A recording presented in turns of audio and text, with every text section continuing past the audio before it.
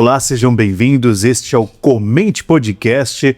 É um momento aqui que a gente se reúne para falar de melhoramento pessoal, de desenvolvimento, de empreendedorismo. E hoje nós estamos para receber uma pessoa importante, né, Gui?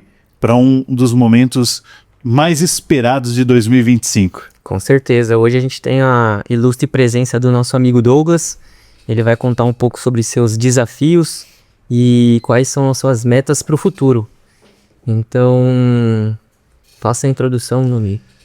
Os grandes desafios que nós temos na atualidade, na relação hoje do trabalho, né, do trabalhador e do empresariado, é de você olhar para a sociedade, do estudo da sociedade e entender que os mecanismos que regem, né, ou que orquestra o bom convívio, a boa relação do trabalhador, né, como empregado e que com a sociedade, depende de algumas estruturas que são muito importantes. E a gente vai falar sobre essas estruturas, o que defende e não olha só para o trabalhador, mas também olha para o empresariado. E assim nós estamos com Douglas Santos, que é um grande amigo, que é um companheiro e que a gente fica muito feliz de você ter aceito o nosso convite, Douglas. Obrigado, Marconi. Obrigado, Guilherme, pelo convite. Uma boa noite. Prazer estar com vocês aqui. A gente tem um desafio muito grande, Douglas. Eu acho que nesse tempo contemporâneo, passando por tantas reformas as quais o Brasil vem passando ao longo desses últimos anos em relação às suas leis trabalhistas, né? A gente teve a última reforma da lei trabalhista, que na verdade passamos anos sem ter nenhuma alteração, e a gente vê pelo menos intenções, né, de melhor acompanhamento do trabalhador, porque a gente sabe que o Brasil é um país de pessoas esforçadas, né, de pessoas que querem crescer. A gente tem as dificuldades, tem os extremos, mas como que você vê esse cenário hoje de melhora dos interesses, né, em relação do Estado aos interesses do trabalhador? Muito boa pergunta. As nossas leis trabalhistas são antigas, né? Na década de 50, de Getúlio Vargas, foi quando a CLT, que nós tanto conhecemos, foi concebida. E desde lá houveram muitos avanços e melhorias, muitos retrocessos. E hoje a gente tenta aperfeiçoar e adequar essa legislação da década de 50, que era um outro mundo que nós vivemos hoje, à realidade atual do mundo dinâmico, rápido, tecnológico. E esse é um desafio grande, porque mudar um documento que foi concebido há muito tempo atrás e até 2017, usado como carta magna dentro do mundo do trabalho, é um desafio grande. É uma mudança com mais cultural que pode revolucionar o mercado de trabalho, e é esse nosso trabalho como entidade sindical hoje, trazer essa legislação e a defesa do trabalho dos trabalhadores, que é o lado sindical, para o mundo atual, sem esquecer do empresariado, da parte que sustenta a economia. Então esse equilíbrio aí é o nosso desafio no dia de hoje. Esse é o trabalho principal que mais me chama a atenção na tua atuação, que eu acho que é disruptiva nos dias de hoje. É uma atuação que entende os lados da economia, que entende a sociologia puramente dita, né? E é isso que gera admiração, que você consegue olhar para o lado do empresariado e ver que é uma grande engrenagem, né, Gui? A gente que está atuando no empreendedorismo, a gente sabe que os desafios no Brasil, para quem é empreendedor, é muito grande, porque você precisa ali estar controlando vários pratos. E quando você tem esse equilíbrio que parte do sindicato, de olhar os interesses do trabalhador, entendendo os mecanismos do empresariado, isso faz toda a diferença. Você, como dirigente sindical hoje, como que você está encarando esses desafios e quanto tempo você está nessa trajetória? Nós estamos dentro do caminho sindical desde 2016. Foi quando eu ingressei dentro do movimento sindical, fui entender, compreender como funcionava. Então fazem quase 10 anos. Como dirigente de fato eleito desde o ano passado, fevereiro de 2024. E eu sempre enxerguei que existia, o movimento sindical estava muito preso ano passado, principalmente na década de 80, que ficou muito marcado dentro do sindicalismo, com movimentos com líderes históricos, né? Principalmente pelo nosso atual presidente, que começou no sindicalismo, virou um expoente na época do sindicalismo, que se confundia com a parte política.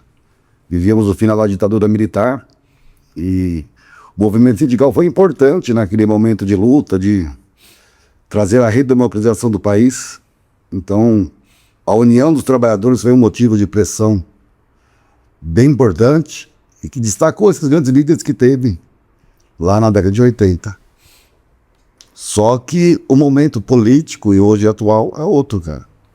Não dá pra gente levantar as mesmas bandeiras.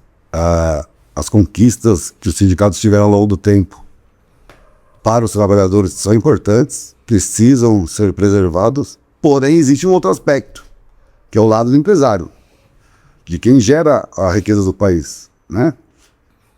Não dizendo que o trabalhador não é o que gera fonte geradora, mas ele é uma engrenagem de uma empresa. Então nós temos que entender, vamos trazer para uma metáfora, a gente tem que cuidar da galinha que gera os ovos, né?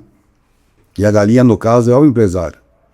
O empresário sofre bastante no sentido de, pela carga tributária elevadíssima, que se tem, o custo operacional, enfim, a folha de pagamento é outra coisa que pesa bastante. Então eu defendo um modelo em que não tire do trabalhador, e sim que diminua a carga tributária, para que ele tenha esse fôlego, para cada vez poder proporcionar mais qualidade de vida para o seu empregado, para o seu colaborador, na verdade, né? Que não é mais um empregado.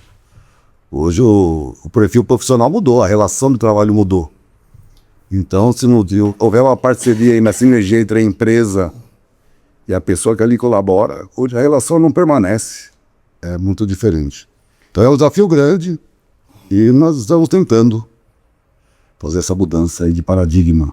Tomara que dê certo, né? Porque a gente fala que o que trouxe a gente a uma determinada situação não vai ser a mesma coisa que vai levar a gente para a próxima, né?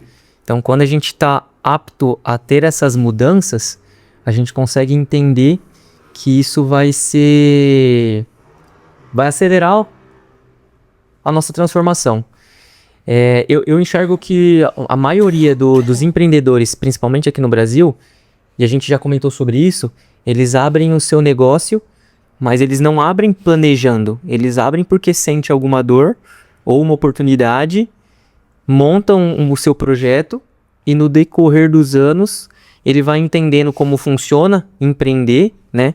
Porque não é só abrir CNPJ, você tem uma gama de estruturas que tem que ser aperfeiçoadas para aí sim você ter um negócio de sucesso, algo que te dê um retorno financeiro. E aí quando você traz uma carga pesada, tributária, ou várias regras e leis que prejudicam o proprietário, né? O dono, e só olha para o funcionário, acaba desmotivando as pessoas de empreender ou dar continuidade num projeto que tem aqui, né? Então eu acho que é muito bem-vindo o projeto de vocês, brigar por algumas alterações, porque essas transformações vão trazer melhorias e incentivar que outras pessoas com vontade de empreender consigam caminhar nessa jornada. É interessante, Douglas, que a gente enfrenta ao longo dos anos, acho que as últimas 2 décadas foram determinantes para muitas transformações, né? E essas transformações, elas vêm carregadas de muito preconceito, de muito estigma, né, em relação ao corpo sindical, o que isso representa, né, até politicamente.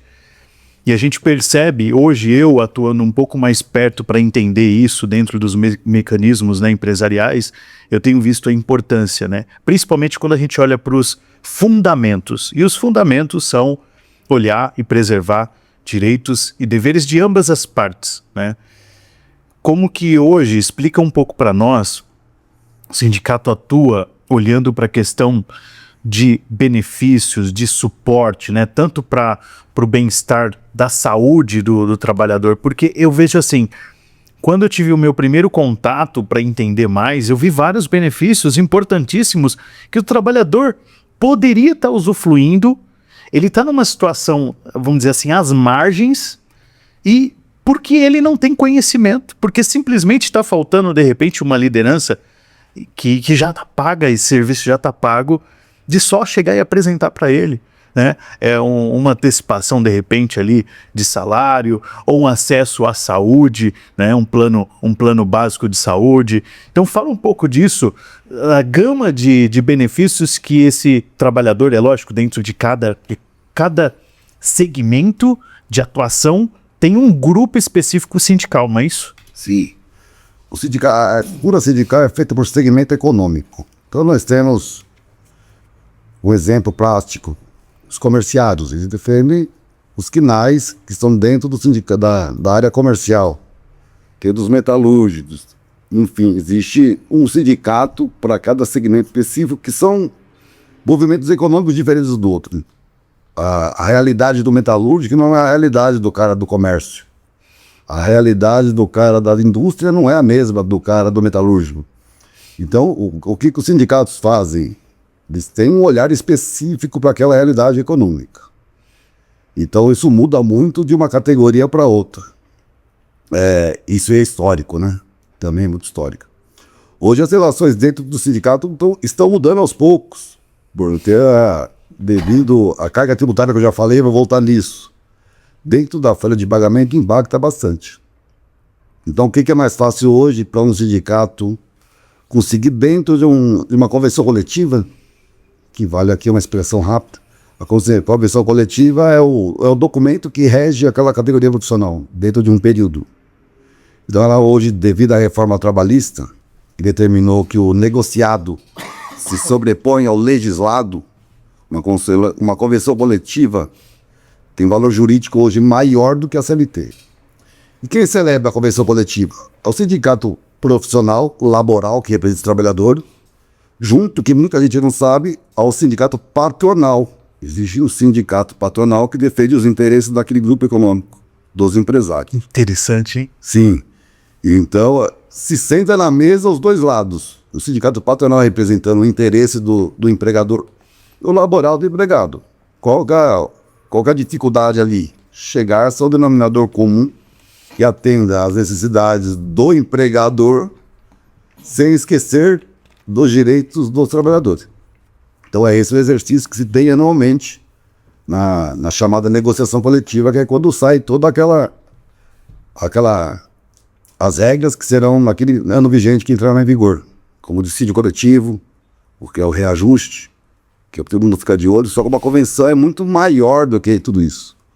Hoje as convenções coletivas nós temos facilidade de colocar benefícios dentro. Por quê? O benefício não causa impacto tributário na folha de trabalho, na folha de pagamento. Então, muitas vezes o empresário ele está muito mais suscetível a dar um benefício, por mais caro que seja, porque não vai ter um impacto do que dar um percentual 1% a mais, por exemplo, direto na folha, vai acarretar os impostos. Sim. Então a gente entendeu isso muito recentemente, e hoje nós batemos muito mais na tecla de cuidar da qualidade de vida do que assessora o trabalhador como um todo, do que, não esquecendo, é claro, da remuneração, que é o que ele usa ali, e tem a liberdade para usar como bem vier. Interessante. O patrão é muito mais fácil para ele, economicamente, pelos motivos já citados. Ele dá um plano de saúde, ele dá um benefício de academia, qualquer tipo de benefício não tem impacto direto na folha. Então, para ele é mais barato. Sim. Então, nós nos aproveitamos da situação e conseguimos colocar muitas cláusulas dentro da convenção, que chegando onde você me perguntou, o trabalhador não sabe que tem. A convenção, por exemplo, no nosso sindicato, que é um sindicato eclético, nós representamos 5 categorias profissionais diferentes. Então tem essa particularidade também. O sindicato que eu sou dirigente sindical, nós representamos a categoria profissional dos trabalhadores em condomínios e edifícios, trabalhador de lavanderias, trabalhador em entidades beneficiantes e filantrópicas, os trabalhadores em casa de diversões e os trabalhadores em compra e venda e locação de imóveis. Podem ver que são 5 segmentos diferentes. Sim. Então eu negocio com 5 sindicatos patronais diferentes todos os anos. Realidades totalmente diferentes. E usando uma das categorias que nós temos, que é a das lavanderias, que nós fechamos semana passada o acordo coletivo, ela tem 132 cláusulas. Caramba. Nem 5% dos trabalhadores sabem que tem lá dentro. E ele deveria saber. Assim como os patrões também, a maior parte não sabe. Fica relegado à contabilidade. E o trabalhador só vai atrás do índice de ajuste e do vale-refeição. Sim. E então, hoje, dentro da minha gestão, eu estou trazendo muita coisa que é o mundo atual do nós vivemos, que é a informação. Eu vejo isso uma informação. Nós investimos muito em comunicação para que o trabalhador tenha consciência dos direitos que tem e também dos deveres que tem. Existe uma atuação a campo, porque eu sei que se a gente pegar quantos CNPJs que tem, né, dentro de cada um, né, dos arranjos aí de segmento, vocês conseguem visitar muitas empresas? Sim, nosso sindicato tem uma equipe chamada equipe de base. É o que está no campo ao lado do trabalhador dia a dia. Dentro do meu sindicato, o que eu atuo, nós temos 5 equipes. É uma equipe focada em cada segmento em que a gente vai agendando dentro da base territorial, que é importante esclarecer também. A base territorial de cada sindicato é a limitação geográfica que ele atua. Então, cada sindicato tem uma base específica em que outro do mesmo segmento não pode atuar. Você vê dado lá no Ministério do Trabalho. Então vamos trazer para todo mundo conhece, vamos falar do comércio.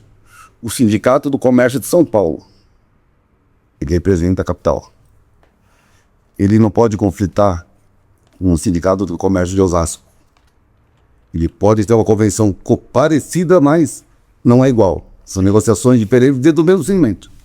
Então, dentro da minha base territorial, que ocupa 9 cidades aqui da Zona Oeste, eu tenho 5 equipes que visitam diariamente, das 8 às 18 horas, o trabalhador. Então, qual que é o trabalho dessa equipe? Primeiramente, entender as necessidades de campo. Segundo, levar a informação. Terceiro, trazer associado. Hoje, o sindicato é mal visto. Muitas coisas fazem sentido, outras não, mas muito mais por desconhecimento. Vamos lá. Por que o sindicato é mal visto? O sindicato foi atrelado muito à parte política. Sempre teve uma ligação política. Quando estourou os escândalos do governo do PT, do primeiro mandato, segundo lá do governo Lula, ficou muitas publicações, a mídia sempre colava a imagem do PT aos sindicatos, porque tem essa ligação histórica realmente com a CUT, é uma central sindical. O que as pessoas não sabem é que, assim como partidos políticos, existem correntes ideológicas dentro do mundo sindical. Nem todo sindicato é filiado à CUT. A CUT tem uma linha de pensamento político sindical. Existem mais 8 centrais sindicais. A central sindical que o Secotur segue é uma outra que se chama UGT, que já pensa diferente do modelo da CUT. Só que para a maior parte da população é todo mundo ligado à CUT, todo mundo sindical ligado à CUT e ao PT. Então, como colaram essa imagem, então trouxe para todo mundo. Então, nenhum sindicalista presta, por causa desse mundo, desses escândalos que aconteceram realmente. Então, se tornou um balaio geral. E hoje nós enfrentamos essa resistência. Como que eu mudo algo? Não é batendo de frente, é mostrando um outro lado. Então, a minha equipe que eu tenho hoje é uma equipe totalmente desvinculada do viés sindical. Eu fiz questão de trazer pessoas do mercado corporativo, que não tinham ligação de sindicato. Por quê? Porque o mundo sindical é muito metódico. Tudo sempre foi muito igual. E como tudo sempre foi muito igual, da mesma forma que existem os bons, existem os maus, a fama do sindicato ficou negativa. Então eu tenho que trazer hoje, eu entendo que eu tenho que trazer muito dos conceitos atuais corporativos para a gente quebrar esse paradigma de mostrar que é todo mundo ruim, todos são corruptos, todos são ligados a algum partido político. Então a minha equipe de base e bastante da nossa estrutura atual hoje é muito mais voltada para o mundo corporativo do que o mundo sindical. Não nos esquecemos da nossa veia principal, que é lutar pelo direito do trabalhador, mas trazer esses expedientes novos que muitas vezes, geralmente, não é usado. Sim. Então é esse o nosso desafio lá dentro do Secotur. E, consequentemente, como você deve imaginar, é feito muita resistência por trazer esse olhar diferente do que sempre existiu. O pessoal tem uma resistência muito grande por mudança, né? Eu vejo que o seu grande desafio tá em dissipar a comunicação. Mostrar que existem sindicatos que são diferentes, tem um viés diferente da política, né? E mostrar para os trabalhadores que não existe somente o reajuste de valor. Existem 129 artigos, cláusulas, que geram benefícios para eles também, né? Por eu enxergar essa dor grande da comunicação, e por você dizer aqui que você tá em busca da mudança, vocês estão fazendo algum trabalho de comunicação via internet para poder dissipar essa cultura diferente, para mostrar que vocês são diferentes? Boa pergunta, Guilherme. Essa é uma das mudanças que eu tento implantar. Pedro, estamos implantando. Então eu tenho um departamento focado só em comunicação, um departamento de marketing. Nós temos comunicação constante pelas redes sociais, temos comunicação por aplicativo, o sindicato hoje trabalha também com aplicativo, canais de WhatsApp. E recentemente nós também lançamos o nosso podcast, que busca, qual é o objetivo do podcast? Mostrar esse olhar diferente do mundo sindical. Então, o nosso podcast teve um episódio, eu sou um dos co-apresentadores, nós estamos aprendendo, não é nosso mundo, mas eu acredito, como a nossa pergunta, Guilherme, todos os canais de comunicação que a gente puder, para chegar ao trabalhador, não só o trabalhador, ao empresário, e mostrar um mundo sindical diferente, nós vamos utilizar. Não vai ser da noite pro dia, sim, mas se a gente usar as ferramentas que nós temos hoje, que é diferente do modelo anterior sindical, que era do jornalzinho na porta da empresa, Sim. hoje a gente chega em 9 cidades fácil. Sim. Um canal de Instagram, por exemplo. Anteriormente, na sua pergunta, tinha que ter equipe de base lá, de distribuir jornais, e hoje não. Eu consegui me comunicar direto. Então, investimento cada vez maior que nós fazemos lá. Porque não adianta nada a gente trabalhar, conseguir os benefícios que a gente precisa e o trabalhador e a sociedade em geral também não saber. sim. Então, nós estamos investindo bastante, sim, nesses canais de comunicação. Inclusive, nesse grande desafio e também a atuação que o Douglas está tendo, nós vamos colocar também nas observações aqui o direcionamento lá para o canal do Douglas. A gente vai colher essas informações, vai ter as redes sociais aqui, para vocês também fomentarem, visitar, seguir, curtir, participar. Compartilhar, né? Porque a gente precisa disso, né? Pessoal, a gente precisa ter pessoas que querem fazer um trabalho diferente, que tem uma visão contemporânea, que olha para o presente com uma visão de futuro, né? E isso faz toda a diferença quando você entende que o crescimento, né? Ou, vamos dizer assim, a valorização da nossa cultura, ela vem por esse trabalho de base, né? Esse trabalho de base é o que vai realmente mudar a realidade do trabalhador e também olhar para o empresariado, né, Gui? Sim, certamente. Eu queria deixar uma observação que minha mente foi longe quando o Douglas falou que ele junta, uma vez por ano, duas instituições, né? Um que olha para o empregador e o outro para o empregado, né? Aí eu já imaginei aquela reunião de condomínio, que deve sair uma pancadaria lá. Fala, não, o meu direito tem que prevalecer, porque são mundos totalmente diferentes, né? Então imagine que quem tem o olhar do colaborador enxerga determinadas dores, e que tem o lado de quem olha para o lado do empregador, né?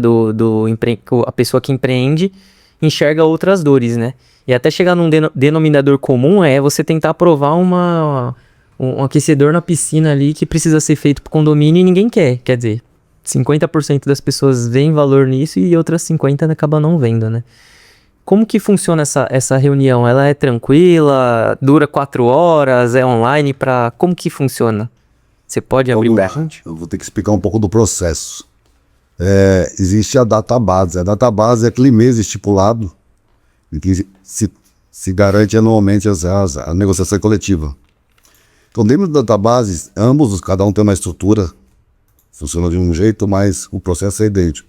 O sindicato laboral faz uma assembleia com aquela categoria profissional, e onde são levantados os questionamentos e os anseios daquela categoria. Então, ali na Assembleia, nós saímos com o reajuste que nós queremos e entendemos que precisa ser dado para a categoria, quais benefícios serão implantados, enfim, as pautas de reivindicação dos trabalhadores. Então, nós ouvimos os trabalhadores numa Assembleia, fazendo um consolidado de tudo isso. É claro que se a gente for colocar, todo mundo acha que tem que colocar, não acaba não fazendo consolidado, e levamos isso em forma de pauta. Então, nós enviamos a pauta para o sindicato patronal. O sindicato patronal se reúne, após receber essa pauta, numa assembleia de empresários igual. E é debatido entre eles, isso ainda é separado. Eles debatem e voltam, e aí nós sentamos numa mesa, já com a pauta, eles já com a nossa pauta em mão, e a proposta deles. Então, quando senta só os dois sindicatos, não é muita gente.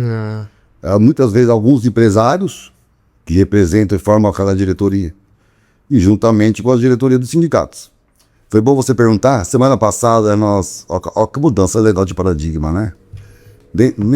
Eu estou trazendo muito para o meu pensamento atual do mundo sindical, mas isso não é diminuindo e esquecendo de quem construiu e chegou até aqui. Então eu acho que essa mescla dos bons sindicalistas, a nova geração que está chegando, forma alguma coisa legal.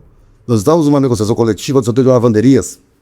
No setor de lavanderias, a maior parte dos empregadores não são essas lavanderias pequenas, são lavanderias industriais, que comportam 400, 500 trabalhadores. São lavanderias industriais, geralmente, que prestam serviço para hospitais, é um serviço essencial. Eles lavam e trabalham 24 horas por dia, para garantir que os hospitais tenham roupa de banho, roupa de cama, enxoval, cirúrgico, material cirúrgico. Então é algo bem delicado para a sociedade.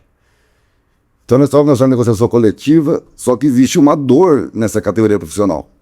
Eles não conseguem contratar. Eles não conseguem absorver o tanto de vaga. A demanda. O turnover é gigante. Caramba. Cerca de 100% se toca a cada 3 anos, 100% do quadro de uma lavanderia de 500 funcionários. Você tem ideia do que é isso? Nossa. Em 3 anos, essa é uma alta atividade. E então nós vamos fazer um trabalho em conjunto como? Eu cheguei ao ponto de visitar uma lavanderia em que um dos empresários pediu meu apoio para que a gente conseguisse aumentar o piso salarial. E o que acontece? O piso salarial é muito baixo. Era 1.726. Então, um trabalhador hoje, informal, que trabalha com Uber, que trabalha no iFood, ele tira muito mais que isso. Sem ter aquela escala de trabalho e aquele comprometimento, né? Então, nós entendemos essa dor do empresário e trouxemos para o nosso lado. No segundo, quando eu digo do nosso lado, o que a gente pode fazer com essa dor em benefício do empresário, do trabalhador, que é o nosso lado sindical. Então, nós conseguimos, dentro da negociação coletiva, conscientizar com números, não é só com falácias, que era muito mais barato a gente reajustar esse piso salarial em mais de 10%, que é um valor alto dentro de uma folha de pagamento, 10% dentro de um ano, do que ele gastar com o turnover. Então nós trouxemos números de quanto ele gastaria com faltas, porque quando falta alguém numa lavanderia dessa, ele tem que pagar hora extra para o outro cobrir. E o absenteísmo também é gigante. Uma lavanderia de 400 funcionários, que eu falei, a gente chega a ter 60 faltas por dia. Caramba. 60 faltas por dia numa operação 24 horas que não pode falhar, porque senão você desabastece o hospital. Então o custo dessas faltas é muito alto para a lavanderia. Então nós conseguimos comprovar com dados que era muito maior de levar esse piso salarial numa tentativa de diminuir o turnover. A gente aumenta a satisfação daquele empregado, a gente vai diminuir a falta, vai diminuir essa alta atividade. Então a gente conseguiu conscientizar o próprio empresário e nós saímos de lá muito contentes. Nós saímos fechamos uma negociação de 11% de reajuste, que dentro do estado de São Paulo foi a maior negociação que teve, com a promessa de chegar em 3 anos a um piso de R$ 2.600. Então nós saímos de 1.700 num ano, com a promessa de, em 5 anos, aumentar em quase R$ 1.000 esse piso salarial. O piso salarial é o salário mínimo que se paga dentro de uma lavanderia. O que, da forma que vinha acontecendo, ia demorar pelo menos 15 anos para chegar nisso. Mas isso é uma composição, né?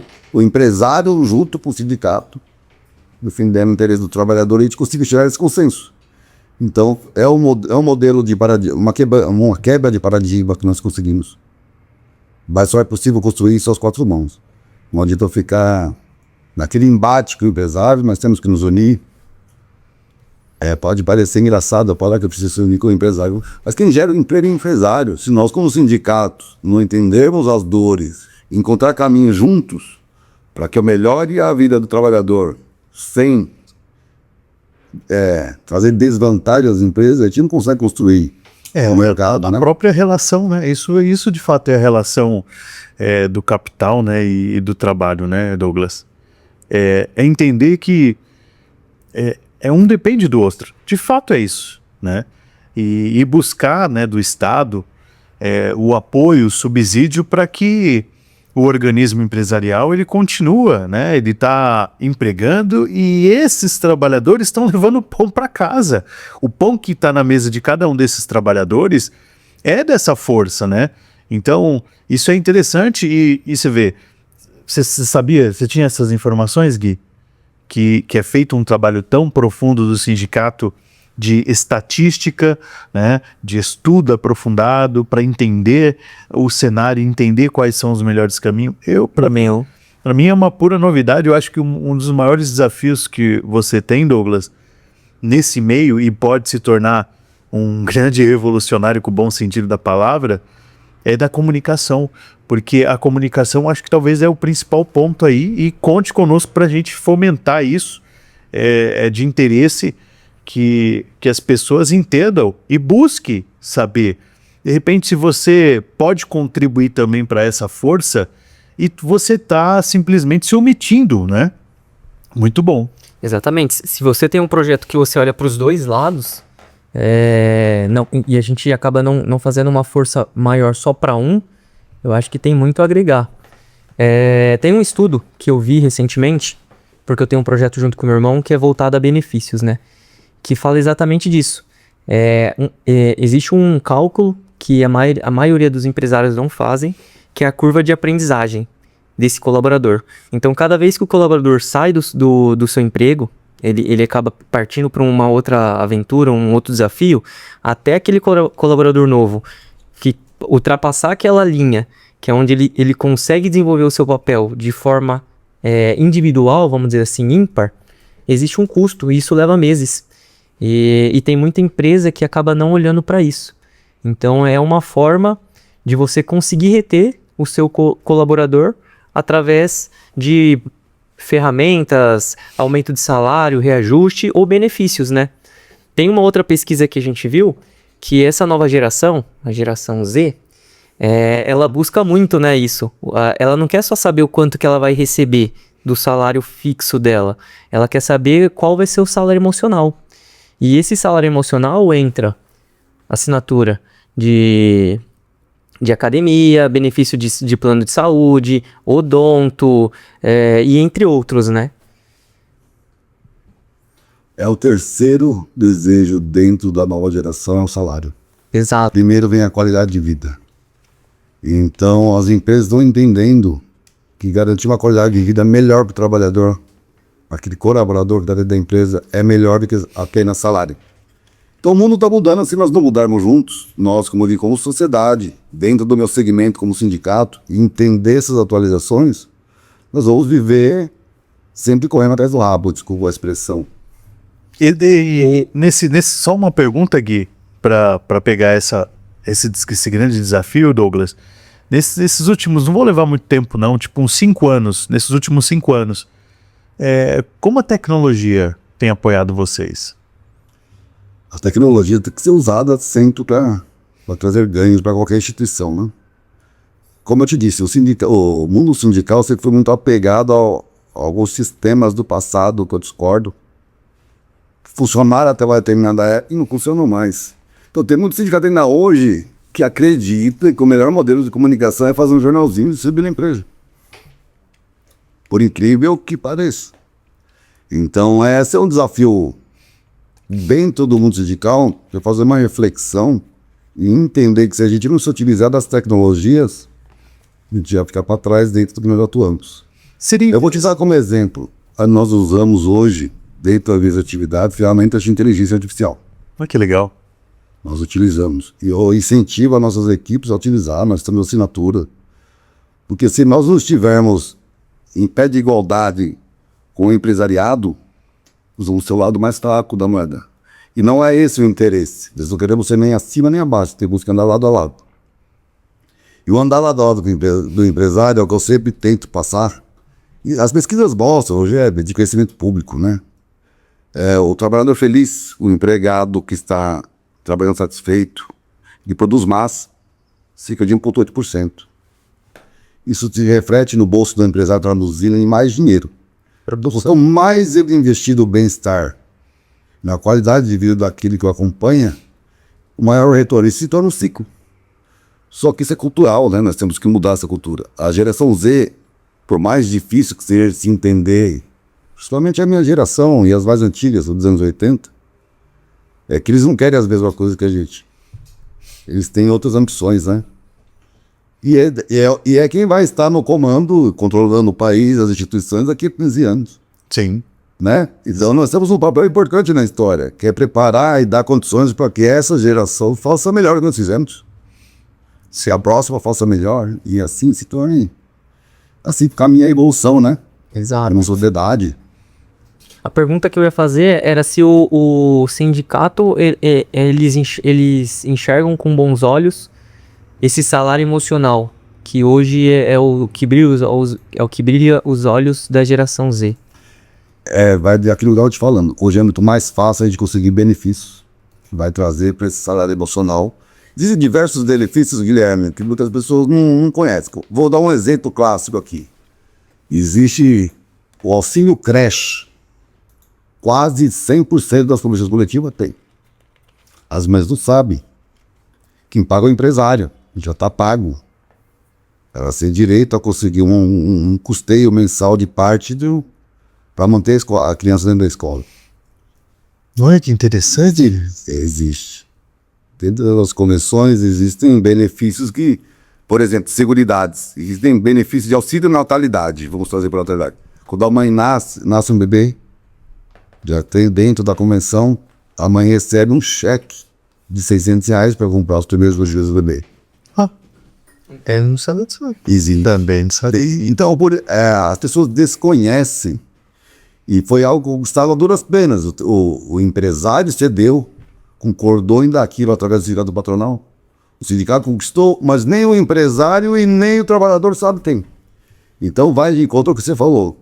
O meu trabalho hoje é trazer. Se eu conseguir sair de lá, dentro do meu mandato, e deixar um legado de comunicação, eu terei feito meu papel. Vai bem de encontro ao que você disse. E nós estamos trabalhando nesse sentido. Aprendendo dentro de um segmento que nunca se aplicou muito. Nunca viu com bons olhos essas novas tecnologias.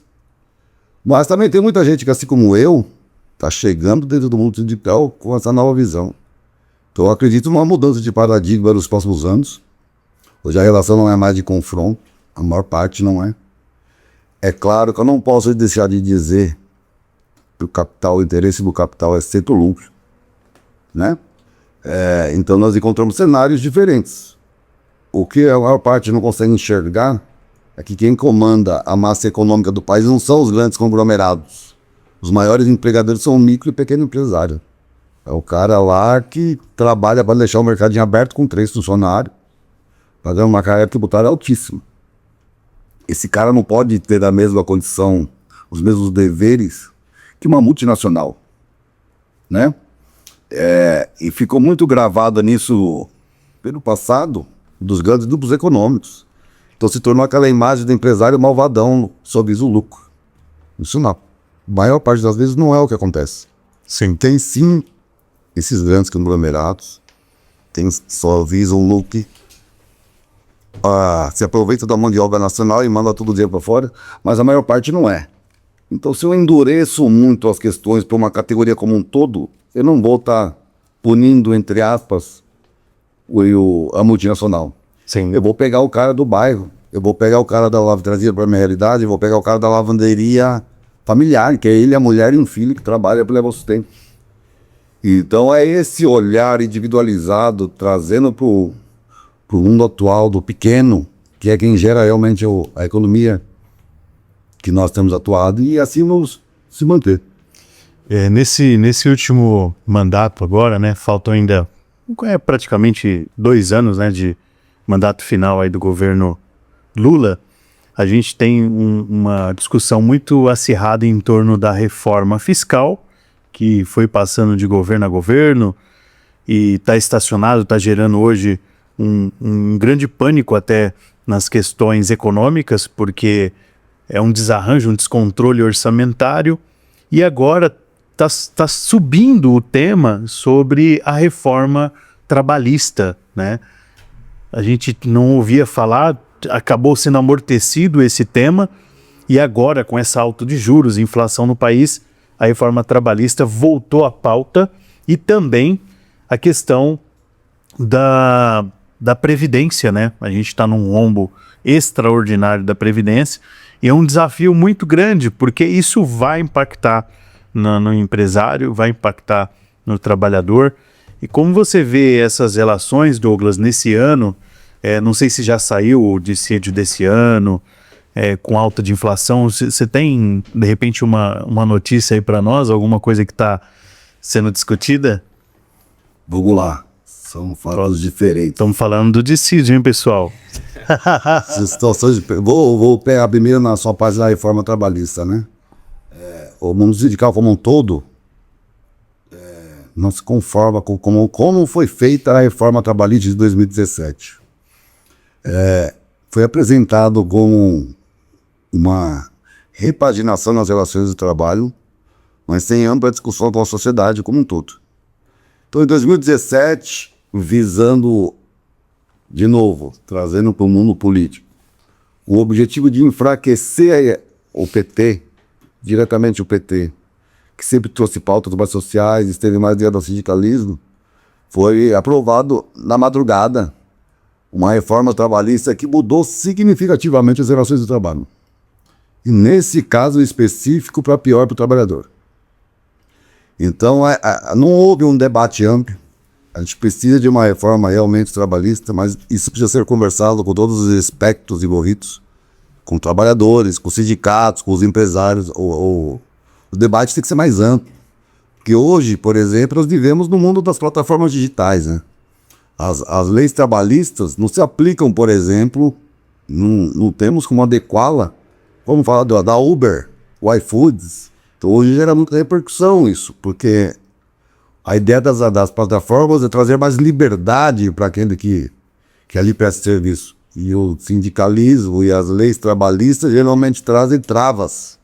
Então como que a gente faz para mesclar essa liberdade que é dada pelas plataformas com as travas que sempre existiram aqui dentro do país? Então a forma que foi feita em 2017 só prejudicou o trabalhador e, por incrível que pareça, acompanhando de perto, ela prejudica o empresário. Por quê? Ela trouxe uma questão da pejotização, que é o contrato de trabalho fora da CLT. Como isso não foi debatido, foi feito às pressas, como tudo pode ser usado por bem ou por mal, muita gente usou para o lado negativo. Muitos empresários gananciosos com a ideia de ter ganhos financeiros em cima daquilo, e muito colaborador com o mesmo objetivo. O que acontece? Houve um boom de processos que desencadeou lá na parte trabalhista, na justiça trabalhista, né? Sim. Porque se contratava por contrato de trabalho, o colaborador aceitava. Posteriormente, na saída, ele acionizava na justiça para que ele exigia o vínculo que ele não tinha. Por isso que eu falo, fui mal conduzida. E eu acho que agora veio uma notícia essa semana, acho que ontem. Ontem O Supremo teve um parecer diferente. bloqueou, né, alguma coisa. Foi bloqueado parte dessa lei, até segundo entendimento. Porque não era linear as decisões judiciais trabalhistas, no que se refere justamente à periodização. E dele, que engraçado. Os relatos que eu ouço, vocês que são empreendedores devem conhecer. o que poderia trazer de bom para a parte de mão de obra? Se o empresário ele não tem aqueles custos trabalhistas em si, ele consegue te pagar diretamente muito mais, correto? Sim. Se você hoje, vamos trazer para números fictícios, você consegue, se você tem 3 mil reais para pagar de salário, quando você coloca isso na folha, ele vai para 4.500, o seu custo empresarial. O empregado, ele não vai receber 3 mil. Ele tem uma série de descontos, ele vai receber lá 2.100. O empregado perde, o empresário perde. Correto? Sim. Deveria ser o contrário, né? Então é essa a parte que eu bato na tecla de que não foi debatido amplamente. Tem que existir uma jurisprudência, uma jurisdição que regule essa relação. Porque o empregado é muito bom também. Se ele escolheu trabalhar no regime se ele é uma escolha, Exato. de respeitar as individualidades e liberdades. Não posso aprisionar todo mundo no sistema. Então, se o cara, a ideia era ter a liberdade de eu trabalhar hoje para você, amanhã eu trabalho para você, deveria ser benéfico para ambos, mas não é o que se vê na prática. Nem pro empresário e nem pro empregado. Então, ficou muito precarizado a forma como foi conduzida. Então, porque ela foi conduzida para tirar receitas e sustento do sindicato. Qual que era o objetivo da reforma através de 2017? Enfraquecer as pessoas sindicais, privilegiando somente a classe empresarial. Quem escreveu a reforma trabalhista, é claro que quem apresentou foi o Rogério Mearim, mas quem o escreveu foi o presidente Zé Riachuelo. Isso é de conhecimento público. Isso é de conhecimento público. Caramba. Então, não houve um debate e gera, até hoje, muita divergência no mundo empresarial com os sindicatos. Por outro lado, entretanto, todavia, eu vejo um caminho bom. Porque com esse enfraquecimento do financiamento sindical, os sindicatos ruins, que só estavam lá visando dinheiro, sumiram. Então houve uma seleção natural que acabaram excluindo muita gente, muitos sindicatos que não atuavam da forma que eles foram concebidos para atuar, né? Em defesa do trabalhador. Visavam só interesses próprios. Então, por esse lado, foi bom. Os sindicatos tiveram que se reinventar, tiveram que trazer novos serviços, tiveram que trabalhar para proporcionar ao representado uma atração, não uma obrigatoriedade. Então, hoje, no Secotur, que é o sindicato que eu dirijo, nossa maior parte da nossa receita vem do sócio. É o cara que quer ser sócio do sindicato, ele quer estar ao lado, ele paga porque ele assinou uma ficha em Nintendo. Então, ele não está ali obrigado. Então, a nossa relação é diferente. É uma relação muito mais forte, que tem o consentimento da outra parte, não uma imposição. Então, a reforma tem muito a melhorar, Marconi, trazendo para sua pergunta aqui. O governo Lula não vai fazer nada nesse sentido. Não há nenhum indício. Não há indício também da flexibilização dos impostos. Na verdade, foi uma fachada essa reforma fiscal promovida pelo Haddad. Na verdade, complicou mais, né? Podem falar melhor que eu. Complicou mais. Eu não vejo ganho nem para a esfera trabalhista, nem para a esfera dos empregadores. Sim. O governo ele tem um desafio muito grande com as suas contas públicas. Não apresenta nenhuma medida de corte de gasto. E aí ele tem as duas pontas para ele conseguir manter a máquina pública, que é o trabalhador, onde ele tira esses impostos, e do empresário, onde ele tira também os seus impostos. É um cenário muito desafiador, mas eu acredito que nesse momento é onde nascem pessoas engajadas, né, como você, Douglas, que estão dispostas a montar um time. Eu tive o prazer de conhecer esse time seu, um time realmente de pessoas que você está escolhendo, você está fazendo uma seleção muito bem apurada, que está atuando, e eu já ouvi muitas coisas que eu nem sabia como era feito, né? Acho que você também está tendo essa experiência, né, Gui? E a gente fica feliz e deseja que se multiplique muito personagens atuando dentro do segmento em pró de todos, né? Nós teríamos história aqui, vai ficar 3 horas conversando, mas aí fica deixa para um novo convite. Eles falar mais sobre a estrutura, como o sindicato pode atuar junto aos empreendedores, que é o foco do podcast de vocês aqui. O sindicato pode ser o grande parceiro do empresário, cara. É que hoje as conversas, não há o entendimento disso. Mas hoje que eu vivo esse mundo, eu entendo que se caminharmos de mãos dadas, nós conseguimos construir uma relação econômica bacana para o trabalhador e para o empresário. Não vejo outro caminho. O caminho do confronto nunca é o melhor. Sim. Com certeza. Às vezes você vê, né, assim, muitas imagens que a gente viu, você tá andando, você tá indo pela via, assim, de repente você vê alguém com um alto-falante na porta de uma empresa, fazendo um estardalhaço, né? Aí você fala, que lá? É algum sindicato que tá ali, né, não é? É a imagem. É a imagem, então, fala assim, parece que é o cara que tá lá para brigar com o empresário. Eu acho que hoje, esses últimos 2, 3 anos, não, mas há uns 7 anos atrás, quando eu trabalhava na construção civil, era muito disso. A obra tá parada porque estão fazendo baderna do sindicato aqui na frente. A gente ouvia muito isso. E bater de frente não é o caminho, né? Eu acho que o caminho é o diálogo. Então é ter o diálogo, elevar o nível de consciência das pessoas, porque elas não têm esse conhecimento. E às vezes é por estar dentro de uma bolha, né? Nem por falta mesmo de nível de consciência. É viver numa bolha onde não tem essa informação. Quando essa informação chega, sai do sub e vem pro consciente, e ela consegue fazer uma escolha melhor. Isso serve tanto pro empresário quanto pro colaborador. Eu acho que o caminho é esse. Você disse tudo. É trabalhar em cima da comunicação. E vamos fazer o podcast parte 2, porque se a gente for alongar aqui, vai dar 2 horas de podcast. É isso aí. Eu queria fazer um convite, aproveitando a audiência de vocês.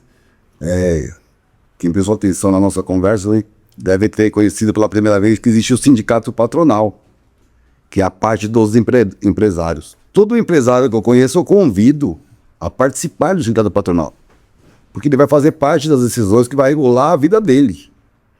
E a maior parte não vai. Se você não vai e não exerce seu direito de voto, você aceita que escolham para vocês, correto? Sim. Então a melhor forma de diálogo entre o empresariado geral com os trabalhadores, que são os nossos sindicatos de trabalhadores, é estar cada um da sua categoria. Então, como vão conhecer todas as esferas profissionais, segmentos econômicos, tem um sindicato patronal.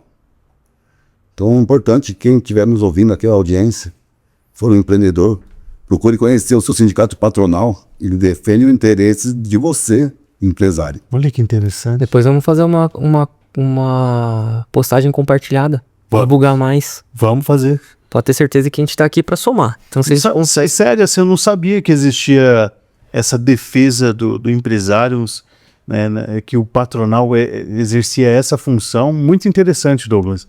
Que falta conhecimento do mundo. Exato. É o que você comentou, o pessoal já tem um bloqueio, né, uma experiência negativa do passado. Mas o que aconteceu lá atrás não necessariamente vai se repetir no presente e no futuro, né? Sim. É isso que nós estamos construindo. É isso aí. Hoje foi bate-papo interessante. Já acabou, passou rápido. A gente... já deu ali 52 minutos. Nós estamos caminhando para o final, mas nós vamos repetir, nós vamos aprofundar outros temas, porque assim, tudo que é do interesse, do conhecimento, pode levar a gente a ter uma vida melhor. E é isso que a gente quer, né? O conhecimento, ele sempre vai ser determinante para o sucesso. Então, conheça o teu meio, né? A sociedade, ela é isso. É um complexo de conhecimentos que você precisa estar aberto para querer. A gente às vezes fala assim, não vamos discutir nem religião, nem política, nem futebol, mas assim, esteja aberto para discutir de forma saudável, entender e ouvir os lados, né? Não é questão de direita ou esquerda, é questão do todo. A gente tem que aprender a viver em sociedade, né, Douglas? Respeitando as particularidades e as diferenças que existem, né? Exato. Quando a gente encontrar esse equilíbrio, acho que a gente tem muito a evoluir. Sim. Eu quero que você deixe a sua mensagem final aí, um abraço pra família, pra avó, pro vô. É que nem o programa da Xuxa, sabe? Não, senão, e olha só, se você não falar o nome de todo mundo, depois vão ficar chateados. Um beijo pro meu pai, pra minha mãe e pra você. Eu me recordo bem da Xuxa. Obrigado pelo convite, primeiramente. É um prazer estar com vocês. Poder falar um pouco do meio que hoje eu estou inserido, que é passageiro, né? É outro ponto que eu quero deixar. Sindicato não é um lugar para você ficar de eterno. É para você ir lá, dar a sua contribuição e passar a bola. Obrigado por poder falar, expor um outro lado, tentar mudar um pouco a visão de que existe muito negativa do nosso lado, e é um prazer.